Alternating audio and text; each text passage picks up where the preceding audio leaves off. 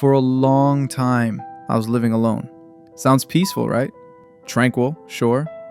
But it was slowly killing me. I cooked every meal, washed every dish, scrubbed my own clothes like some kind of medieval peasant. Every single day, like clockwork. Wake up, survive, clean, repeat. I'd come home after a long day just to face a mountain of chores. Dishes looking at me like, "Welcome home, peasant." I was tired, not just physically, mentally, of being a one-man army, of holding everything together, of lifting every brick in my own damn life. I didn't want help. I wanted freedom. I wanted to be lazy and still have things magically get done. Today, I live in a crowded city apartment full of people. Some I know, some I don't even recognize.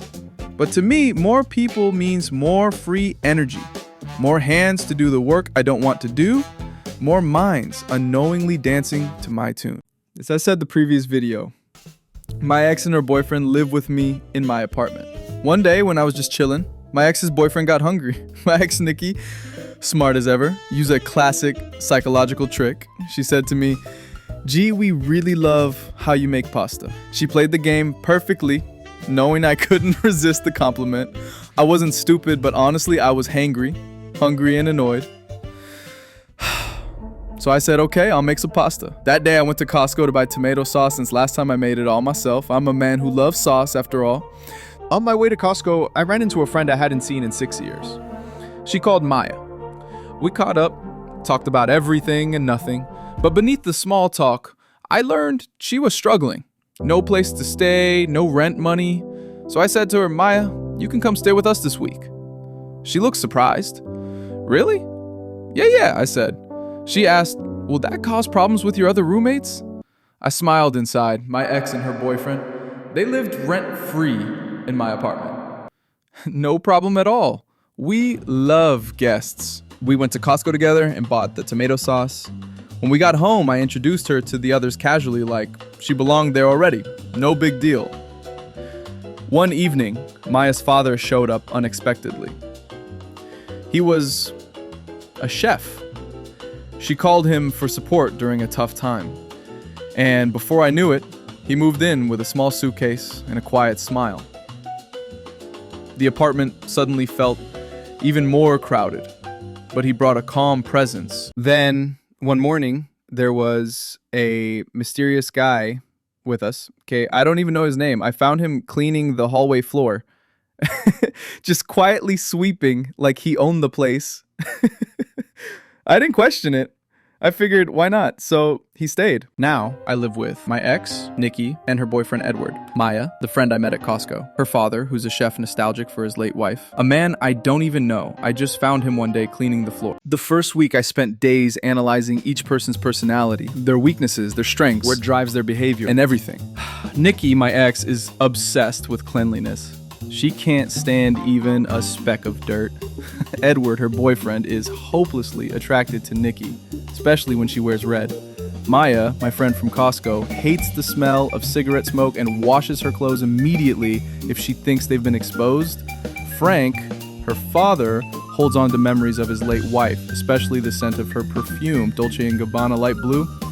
The unknown guy tries hard to blend in. I don't know much about him yet, but I suspect he'll play a crucial role. By the second week, I was deep into behavioral analysis. I mapped out every interaction, every emotional trigger. When someone was happy, when they were upset. I planted hidden cameras. One behind a plant, one in a painting of my cat, even one in the toilet. It's my apartment. I can put cameras wherever I want. I studied all the possible chains of cause and effect between these people. I drew schematics on paper. Diagrams showing how one action could trigger a cascade of reactions. I read books on human energy and psychological theory. After a month of observation and planning, I built what I call a Rube Goldberg machine of human behavior. A psychological domino system. Each action triggers the next. Nobody thinks they're working for me. They think they're just living their lives. They're even grateful that I'm hosting them. But me?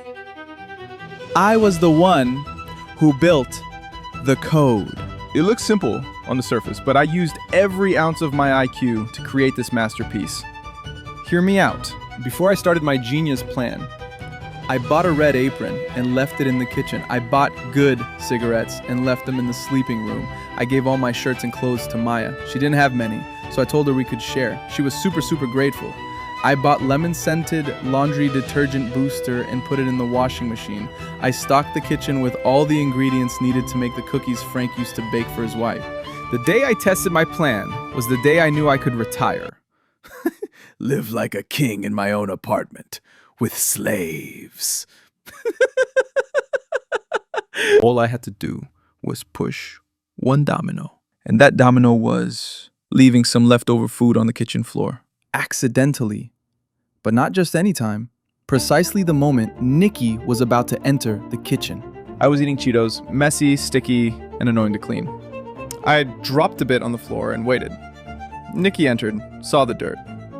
She felt instantly uncomfortable. It's in her nature. Her eyes caught the red apron I placed deliberately in her line of sight. She immediately put it on and started cleaning. At that moment, Edward saw Nikki in red as her cleaning apron. After she finished, they made love in the living room, right where I placed the cigarettes. Edward can't resist smoking after sex. He lit a cigarette in the sleeping room. Maya smelt the cigarette smoke on the clothes we share. She lost her mind a little and took all my shirts to wash them. And right there, the lemon detergent booster filled the apartment with scent. Frank's nose twitched. That lemon scent reminded him of his late wife's perfume. He brewed tea and baked those cookies from his memories. The unknown guy, watching all this, started cleaning the dishes without hesitation. Boom, one trigger led to another, and I barely lifted a finger. Weeks went by, and I optimized my psychological machine. It was powerful, subtle, and no one noticed. I even invited more people over. It became my little country. If I placed the remote on the table, it triggered a chain that ended with someone cleaning my feet. If I opened a window, the domino effect snowballed. 2 girls would bring me grapes and bananas like a Roman emperor. If I pushed a vase, a guy would start playing guitar in the corner. It became so complex, I didn't even know all the outcomes. I kept a notebook of triggers I could activate to get whatever I wanted.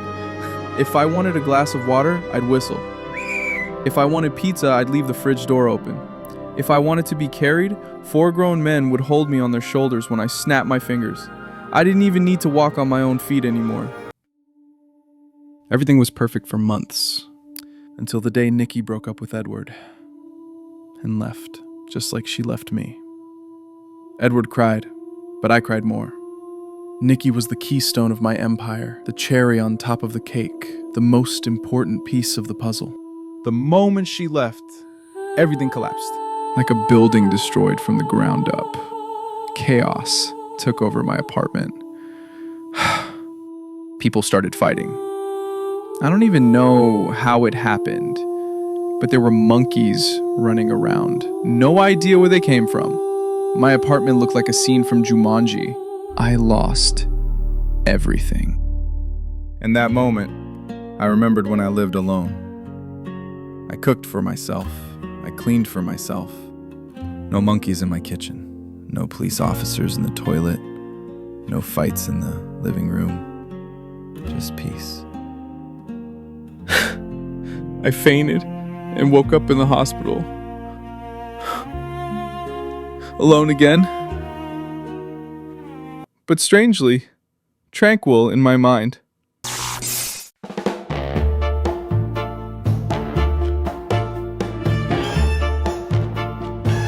Yes, I'm talking to you. Thanks for staying till the end. Paint facts, crazy journey. You're my loyal friend. Thank you for watching all my mistakes. We are a big family, whatever it takes.